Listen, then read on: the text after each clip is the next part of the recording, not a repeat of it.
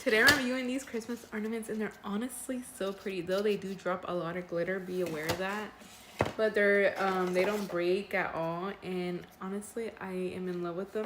There's actually way more, but I already have some on my tree, and I didn't expect how big some of these are. Like, these are pretty wide, and they have some red ones as well.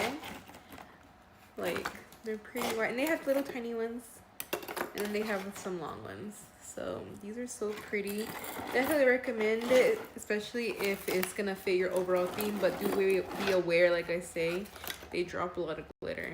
So if that doesn't bother you, like when you have it up and stuff, then that should be fine.